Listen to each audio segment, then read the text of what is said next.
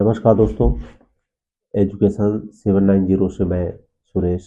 दोस्तों आज देखेंगे भारतीय काव्य शास्त्र में जो हमारी श्रृंखला चल रही है, ये सब प्रश्न आए हुए हैं यूपी टीजीटी पीजीटी और काफ़ी इसी से प्रश्न बनता है यूपीएससी के लिए भी। तो जो दोस्त इस तैयारी में लगे हुए हैं वो इसे एक बार रिवीजन या देख सकते हैं या अपना रिवीजन कर सकते हैं। ओ घटी ए विश्व भानुजा वे हलधर के बीच में कौन सी व्यंजना है। यहाँ पे आप क्या क्या हो जाएगा, आर्थी, क्योंकि अर्थ के आधार पे यहाँ पे अर्थ निकले, जैसे विश्व भानुजा और हलधर। विश्व भानुजा और हलधर ये दोनों मेन है इसमें। किस शब्द शक्ति की प्रतीति सबसे पहले हुआ करती है? तो अभिधा, अभिधा की सबसे पहले होती है, याद रखिएगा। ध्वनि को काव्य की आत्मा मानकर ध्वनि संप्रदाय का प्रतिपादन किसने किया? इसे भी पता है, आनंद वर्धन ने। ध्वनि समुदाय के व्यवस्थित करने का श्रेय किसे जाता है? ये अभिनव गुप्त जी। प्रतिपादक तो आनंद वर्धन जी थे, लेकिन उसको व्यवस्थित किसने किया था? अभिनव गुप्त ने। संकलन त्रय में कौन नहीं है? तो इसमें देखिए स्थान, काल और वस्तु ये तीनों होते हैं, कथानक नहीं होता है। कथानक संकलन त्रय के अंदर नहीं आता है, जबकि संकलन त्रय के अंदर आते हैं वस्तु, स्थान, काल और ये सब आते हैं। निम्नलिखित में से कौन सा अर्थ प्रकृतियों के अंतर्गत नहीं आता?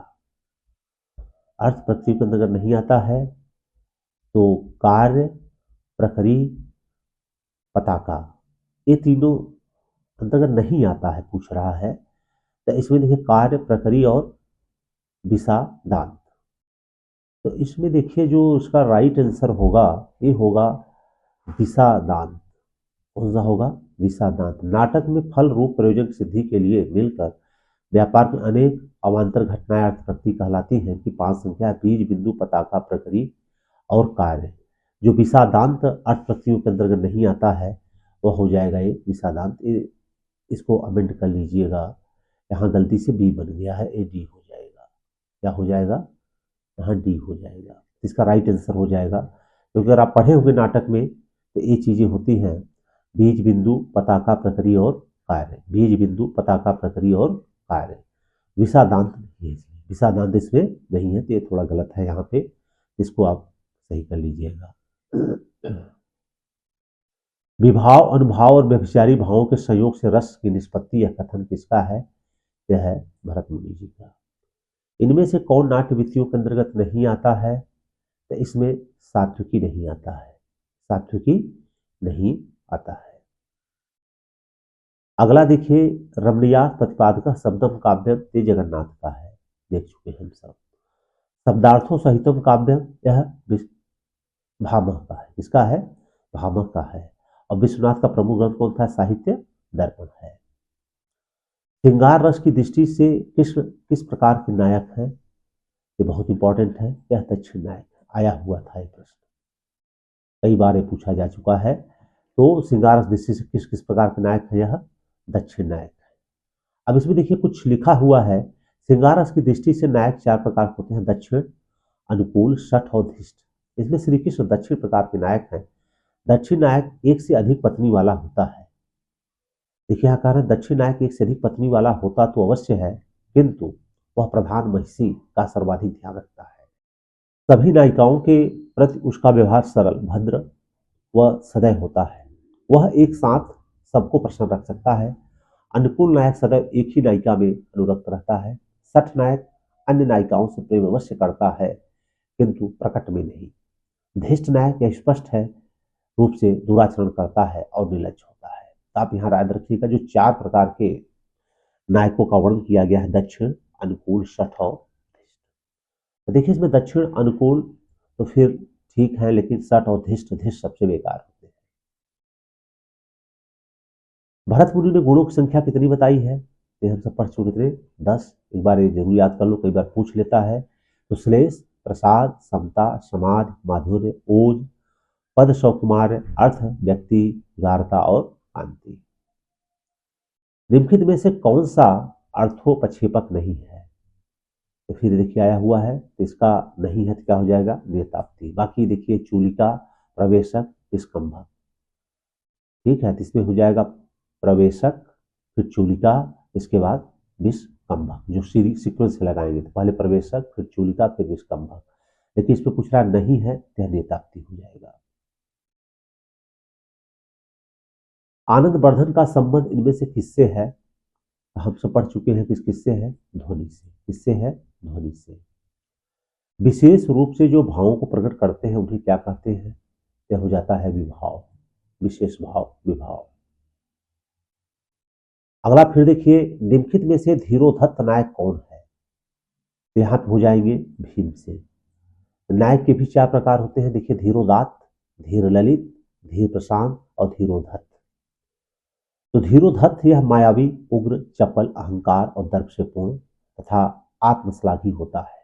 इसमें कई बार इसको दिखाया जाएगा रावण को, इसको दिखाया जाएगा रावण को। बाकी कुछ और देख रहे हैं कि रावण, परशुराम, भीमसेन और ये सब धीरोधत्त नायक के उदाहरण हैं।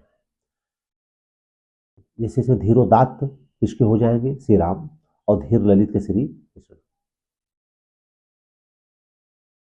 कविता अपने मूल रूप में जीवन की आलोचना है, किसने कहा था? बहुत बढ़िया यह उक्ति है, इसको मैथ्यू आर्नल्ड ने कहा था। मैथ्यू आर्नल्ड ने कहा था, ये जरूर याद रखिएगा। कविता अपने मूल रूप में जीवन की आलोचना है, यह कथन मैथ्यू आर्नल्ड का है। इस कथन या काव्य लक्षण में उत्तम काव्य की विशेषता प्रकट हुई है। इनके द्वारा रचित ग्रंथ है दी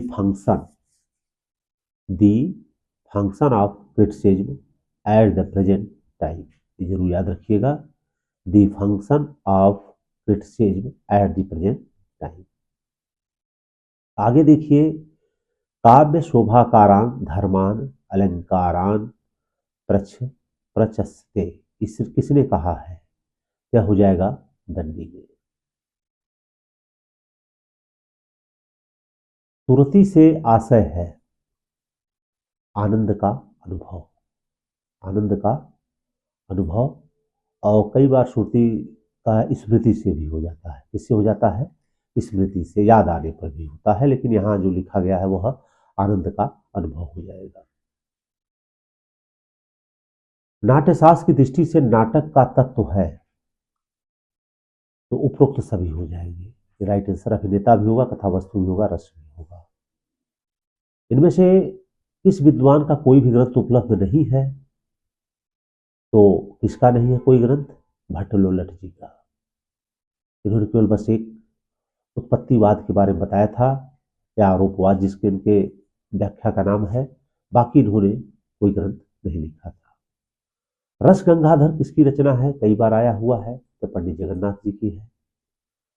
आगे देखिए, आचार्य और उनके सिद्धांत, तो इसको हम देख लेते हैं। भट्टलोलक का उत्पत्तिवाद, शंकुक का अनुमतिवाद, भट्टनायक का भुक्तिवाद, अभिनव गुप्त का अभिव्यक्तिवाद। तो एक आचार मतलब इसका राइट आंसर बी हो जाएगा। तो दोस्तों आज के लिए बस इतना ही, फिर मिलेंगे हम नेक्स्ट वीडियो के साथ। अगर वीडियो अच्छा लगा है तो इसको लाइक आप सब अवश्य कर दिया करिए, और हमारे चैनल को सब्सक्राइब करिए, और ज़्यादा से ज़्यादा इसको दोस्तों में शेयर करिए। उससे उन बच्चों को फायदा होगा जिनके पास ये बुक उपस्थित नहीं है। तो आज के लिए बस इतना ही। जय हिंद, जय भारत। फिर मिलेंगे नेक्स्ट वीडियो के